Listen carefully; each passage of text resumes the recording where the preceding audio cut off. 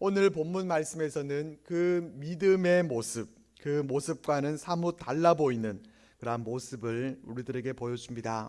다윗은 어떤 선택을 하게 되는가 하면은 블레셋으로 망명하게 되는 쪽을 선택하게 됩니다. 다윗은 이방 땅으로 도피할 것 같으면은 자신에게 호의적인 모압 땅으로 피할 수도 있었을 것입니다. 하지만 모압을 선택하지 않습니다. 과거에 생명의 위협을 느끼고 미친 채까지 하면서 그렇게 겨우 빠져나올 수 있었던 그 블레셋을 다시 선택하는 그런 뜻밖의 모습을 보여줍니다. 왜 그가 모압이나 또 다른 나라를 선택하지 않고 이 블레셋을 선택했는지는 알 수가 없습니다. 다만 1절 말씀에서는 블레셋을 선택한 이유가 이렇게 소개되고 있습니다. 다윗이 그 마음에 생각하기를 내가 후일에는 사울의 손에 붙잡히리니 블레셋 사람들의 땅으로 피하여 들어가는 것이 좋으리로다. 사울이 이스라엘 온 영토 내에서 다시 나를 찾다가 단념하리니 내가 그의 손에서 벗어나리라 하고, 사람이 어떤 생각을 하느냐에 따라서 그 생각에 따라 판단하고 또 그 결정한 대로 인생이 움직여지게 되는데, 이 다윗의 생각은 후일에 결국에는 사울에게 붙잡히게 될 것이다 라는 그런 생각을 하게 됩니다. 사울이 살아있는 한 언젠가는 그 손에 붙잡힐 수 있는 그러한 위험이 있다, 그렇게 판단한 것입니다. 이 이유로 인해서 여러 나라들 가운데서 하필이면은 전에도 어려움을 겪었었던 그 블레셋을 또다시 선택하게 됩니다.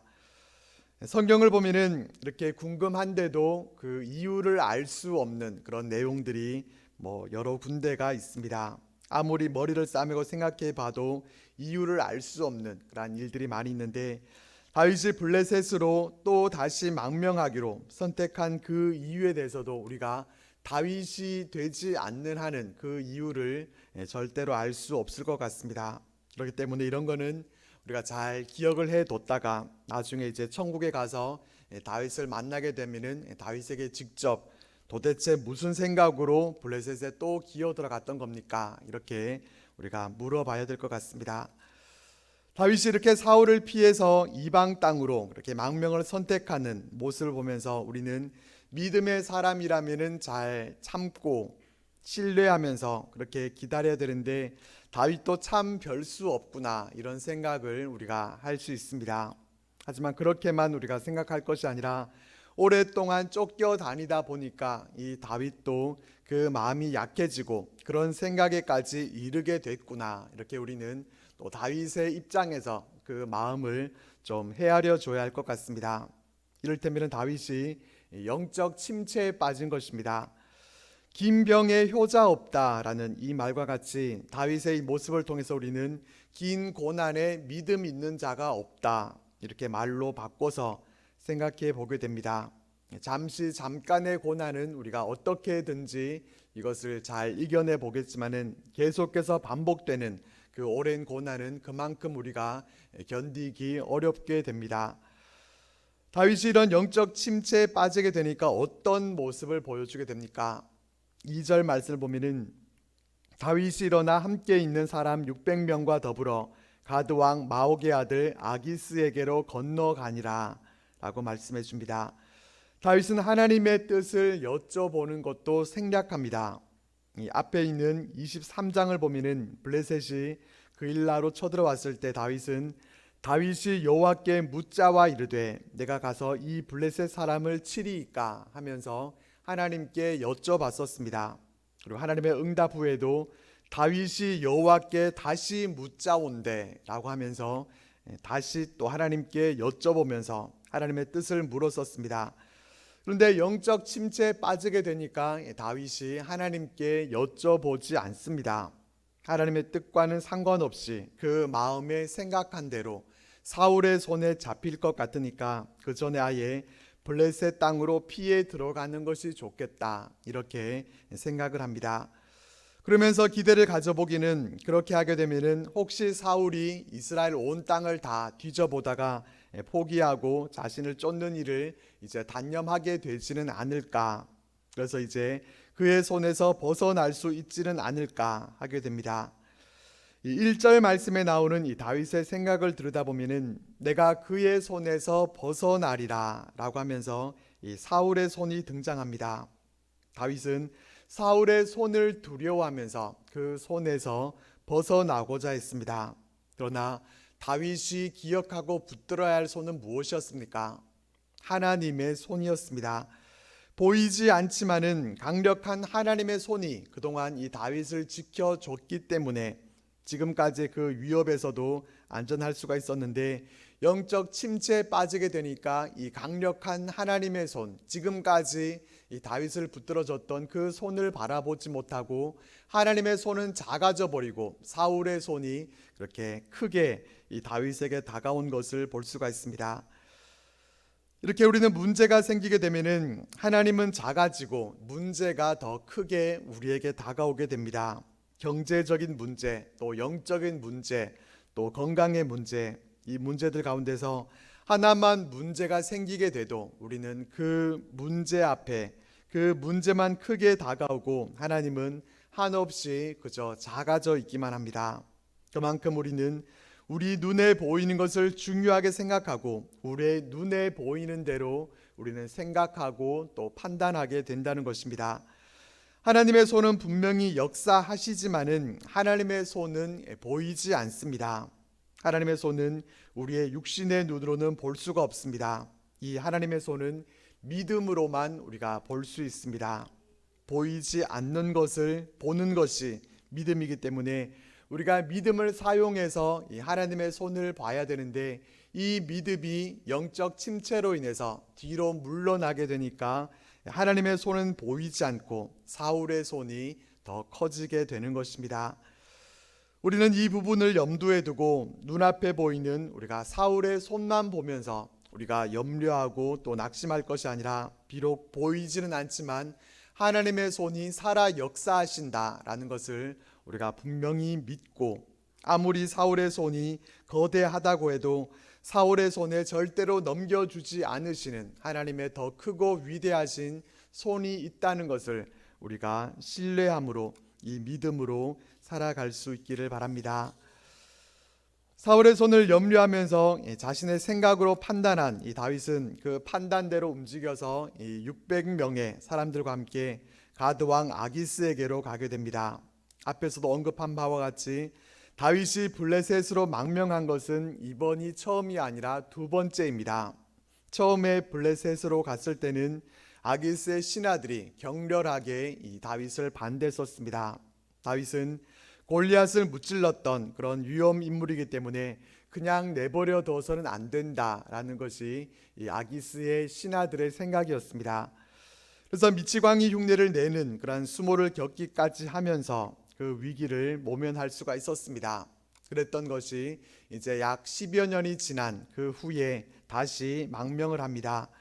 그때의 기적을 잊어버렸던 건지, 또 블레셋 밖에는 정말 갈 데가 없어서 너무나도 절박하게 그렇게 블레셋으로 가야만 했던 건지, 아니면은 뭔가 블레셋에서도 꼭 자신이 해야 할 그러한 일이 있어서였는지 모르겠지만은 다시 아기스에게로 건너가게 됩니다. 3절 말씀입니다.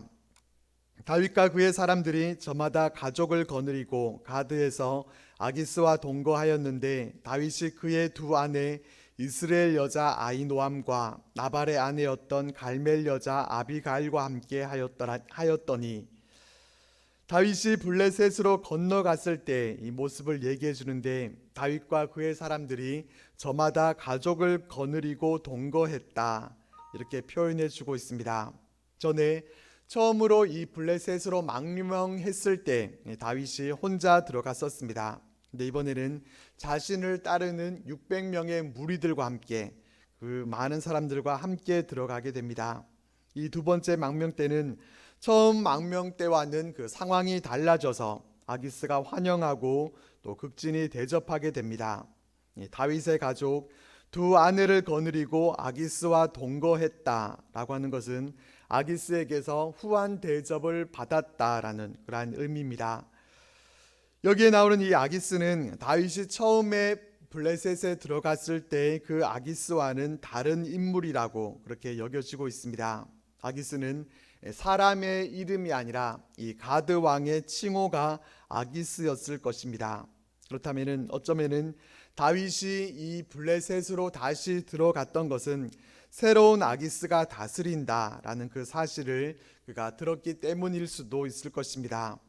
왕이 바뀌었다는 것은 전체적인 분위기도 바뀌어지게 되고 또 모든 환경들이 또 이전과는 다를 것이고, 실제로 이 블레셋은 이제 분위기가 바뀌어서 다윗과 그의 무리들 600명이나 되는 사람들이 그렇게 망명했는데도 별다른 경계심을 보이지 않고 그들을 수용하고 또 받아주는 그러한 모습을 볼 수가 있습니다. 물론 가드왕 아기스도 아무 이유도 없이 그 무리들을 그렇게 받아주지는 않았을 것입니다. 그들에게 손해가 된다면은 당연히 그 망명을 거부하고 또 내쫓았겠지만은 자신들에게 유리할 수 있다라고 하는 그러한 정치적인 계산을 했기 때문일 것입니다. 다윗은 사울의 정적이니까 다윗과 그 무리들을 이용해서 이스라엘을 치는데 유익할 수 있다라는 그런 계산을 가지고 그들을 환대해 줬을 것입니다. 어쨌든 다윗의 입장에서는 블레셋이 어떤 속셈을 갖고 있든지 간에 자신과 그 무리들을 이렇게 내쫓지 않고 수용해 줬다라는 것에 대해서는 고마워해야 했을 것입니다. 다윗이 그렇게 블레셋으로 다시 망명을 하게 되니까 사울은 어떻게 합니까? 4절 말씀입니다. 다윗이 가드에 도망한 것을 어떤 사람이 사울에게 전하매 사울이 다시는 그를 수색하지 아니하니라. 다윗이 가드로 도망했다는 소식을 접한 이 사울은 이제 드디어 다윗 수색하기를 포기하게 됩니다. 다윗의 의도한 대로 된 것입니다. 그리고 이제 5절 말씀에서 다윗과 아기스가 서로 대면하게 됩니다. 5절 말씀에 보면은 다윗이 아기스에게 이르되 바라건대 내가 당신께 은혜를 입었다면 지방 성읍 가운데 한 곳을 내게 주어 내가 살게 하소서. 당신의 종이 어찌 당신과 함께 왕도에 살리까 하니. 이렇게 말합니다. 다윗은 아기스에게 바라건대 내가 당신께 은혜를 입었다면 이렇게 얘기를 하면서 매우 공손한 자세로 얘기합니다. 다윗은 아기스에게 지방 성읍 가운데 한 곳을 정해서 그곳에 머물게 해달라 그렇게 요청합니다.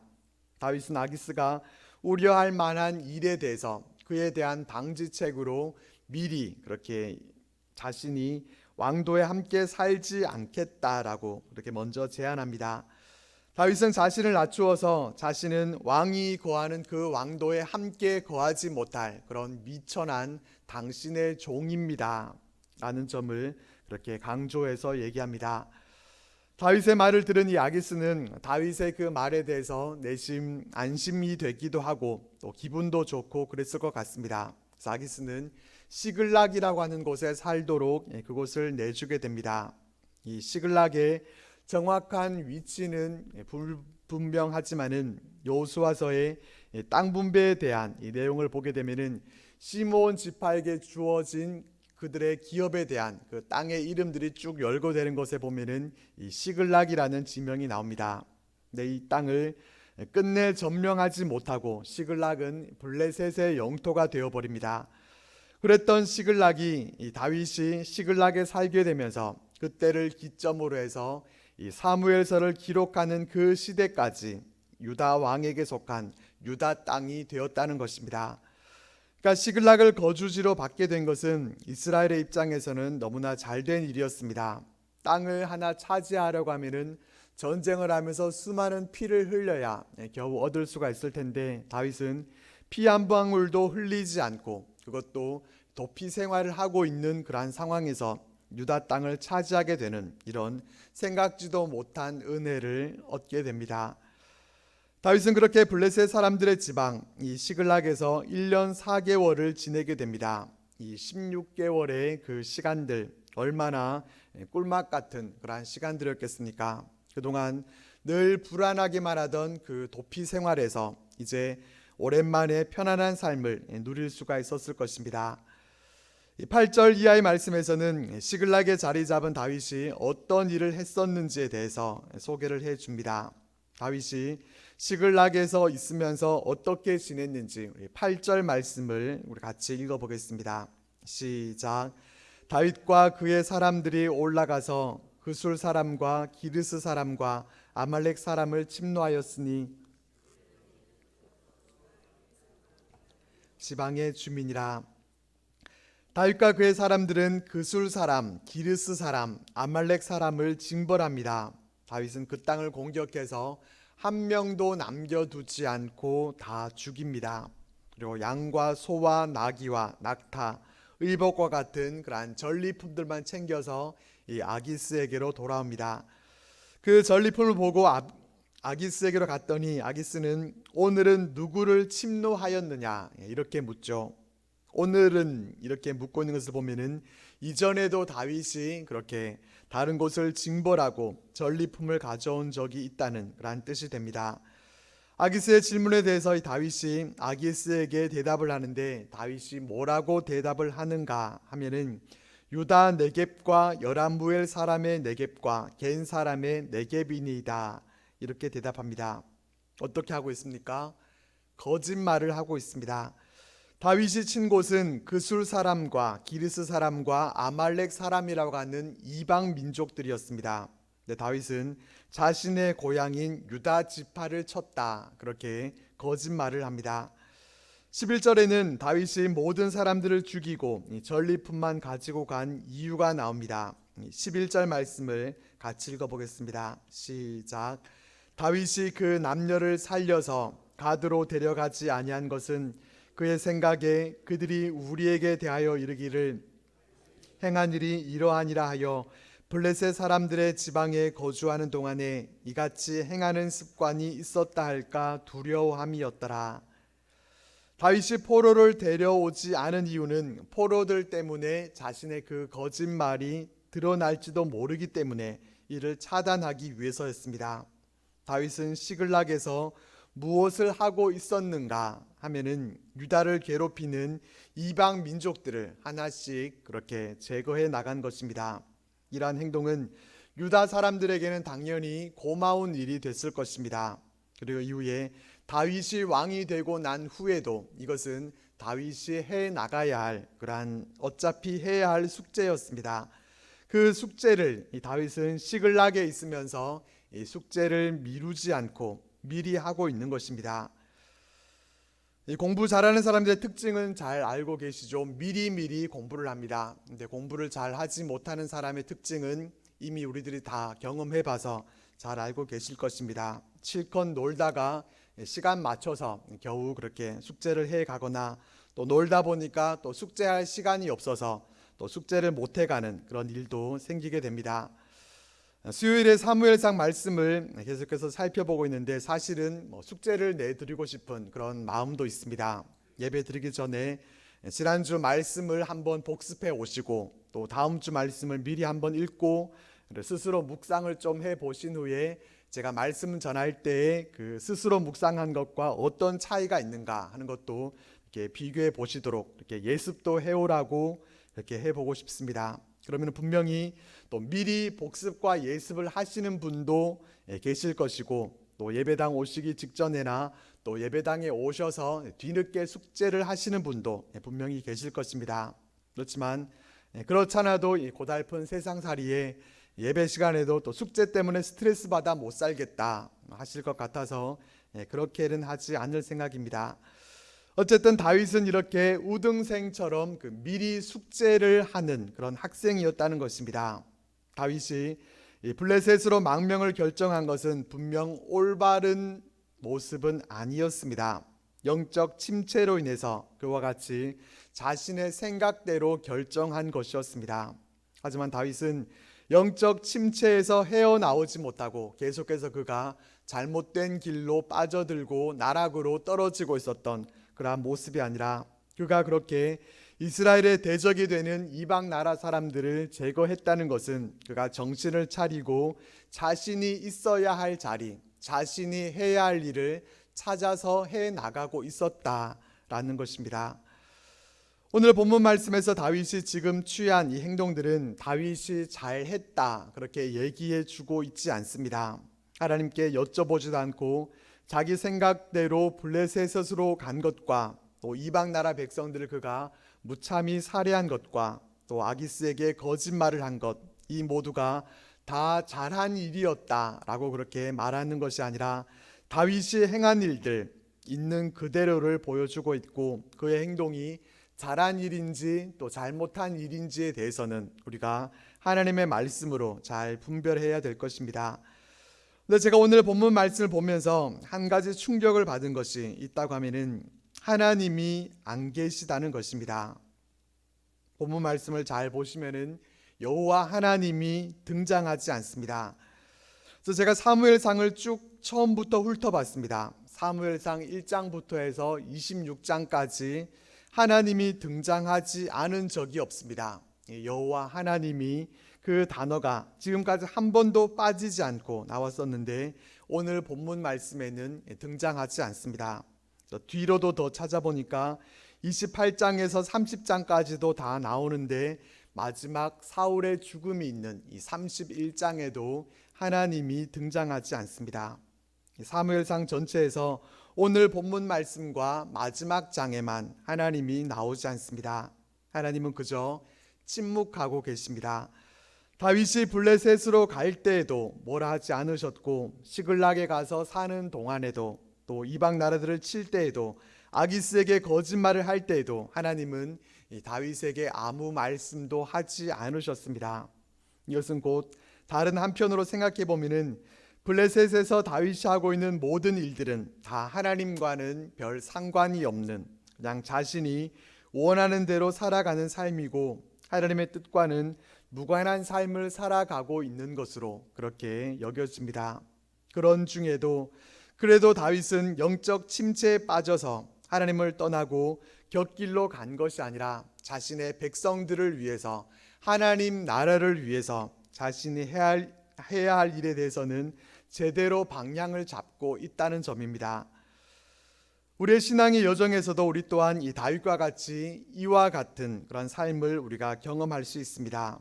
우리가 항상 성령 충만한 그런 삶을 살아가는 것이 아니라 우리 또한 영적 침체에 빠지게 되는 그러한 때가 있습니다.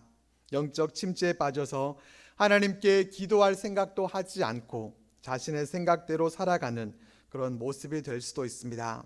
그러나 다윗은 그런 중에서도 자신의 삶의 방향을 그가 다시 잘 잡아서 자신의 숙제를 하면서 하나님의 때를 기다리고 있는 그러한 모습을 우리들에게 보여주고 있습니다.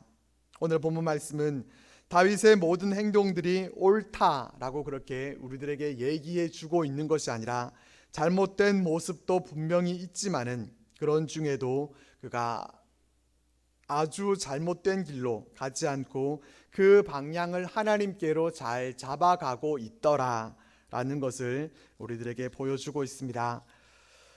여기에서 우리가 깨닫게 되는 것은 인생은 그 방향이 중요하다는 것입니다. 속도가 중요한 것이 아니라 방향이 중요합니다. 하나님 나를 향해서 우리가 계속해서 힘있게 또 빠른 속도로 잘 달려갈 수 있다고 하면 좋겠지만은 때로는 낙심해서 주저앉고 또 다름질을 잠시 중단할 수도 있습니다. 하지만 그 방향은 이미 하나님께로 맞춰져 있기 때문에 비록 속도는 좀 느리다 하더라도 1년 걸릴 것이 3년, 4년, 5년으로 이렇게 지체된다 하더라도 방향은 잘 맞춰져 있기 때문에 결국은 목표한 하나님의 나라에까지 이룰 수 있게 된다는 것입니다. 다윗은 의롭고 또 모든 일들을 잘한 사람이었다. 이것이 아니라 다윗은 때로는 실수도 하고 또 불의해 보이기도 했지만은 하나님을 향한 그 삶의 방향에서만큼은 문제가 없었다는 것입니다. 다윗과 사울과의 차이가 바로 여기에 있습니다. 사울은 그의 삶의 방향이 아예 틀어져 있었습니다. 하나님께로 향하지 못하고 자기 자신에게로 잘못된 욕심과 또 시기로 인해서 그 방향이 틀어져 버렸고 그 방향을 다시 하나님께로 돌리지 않은 사람이었습니다. 범죄하고서도 회개하고 하나님께로 돌이키려고 하는 그러한 모습을 사울은 전혀 보여주지 않았습니다. 우리는 현재 모습이 어떠하든지 우리의 삶의 방향을 잘 잡고 갈 수 있기를 바랍니다. 때로는 침체되어서 속도도 나지 않고 또 주저앉아 있게 되는 그러한 때도 있지만은 방향만 틀어지지 않으면은 기차의 선로만 벗어나지 않으면은 언젠가는 이 종착역에 반드시 도착할 수 있게 되는 것처럼 하나님께로 향한 그 방향에서 벗어나지 않고 계속해서 하나님께 나아갈 수 있는, 하나님의 품에까지 이룰 수 있는 우리들이 되시기를 바랍니다. 다윗이 그렇게 전리품만 아기스에게 챙겨주면서 유다를 공격했다, 그렇게 거짓으로 보고했을 때 아기스의 반응이 어떠했는가 하면은 12절 말씀입니다. 아기스가 다윗을 믿고 말하기를 다윗이 자기 백성 이스라엘에게 심히 미움을 받게 되었으니 그는 영원히 내 부하가 되리라고 생각하니라. 아기스는 다윗의 말을 듣고는 다윗을 신음하게 됩니다. 다윗이 자기 백성을 쳐서 자기 백성들로부터 그렇게 심히 미움을 받게 됐으니까 이제 다윗이 영원히 내 부하가 될 것이다, 아기스는 이렇게 생각하게 됩니다. 본문 말씀을 잘 보면은 이렇게 다윗의 생각으로 시작을 해서 그 끝 마무리는 아기스의 생각으로 끝나게 됩니다. 아기스는 다윗을 괜히 호의적으로 그가 대한 것이 아니라 나름대로 계산을 한 것입니다.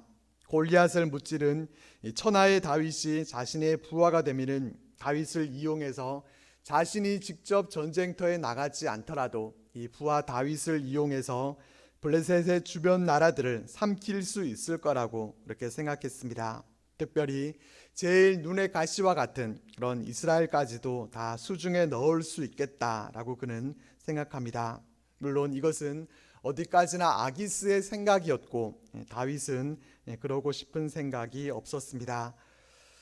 오늘 말씀을 통해서 우리는 오랜 도피 생활에 지친 나머지 영적 침체에 빠진 이 다윗의 모습을 우리가 볼 수 있었습니다. 영적 침체는 누구에게나 다 찾아올 수 있습니다. 하나님에 대한 생각도 잊어버리고 기도할 마음도 사라진 채로 평안과 감사까지 다 잃어버리게 되는 때가 있습니다. 그래도 다윗은 영적 침체기에도 삶의 방향에 있어서는 잘못되어 있지 않았습니다. 그의 방향이 완전히 어긋나 버렸다면 블레셋에서 그가 자신의 세력을 키우면서 블레셋의 2인자나 또 차기 이 블레셋의 왕이 되어서 사울을 대적할 수 있었겠지만은 다윗의 마음의 중심은 늘 하나님께로 향해 있었습니다. 그의 백성들을 생각할 줄 알았고 또 어떻게 보면은 이후에 왕이 되고 난 후에 해야 할 일들을 그가 미리 해두면서 하나님의 때를 기다리고 있는 그런 다윗의 모습을 우리가 볼 수 있습니다.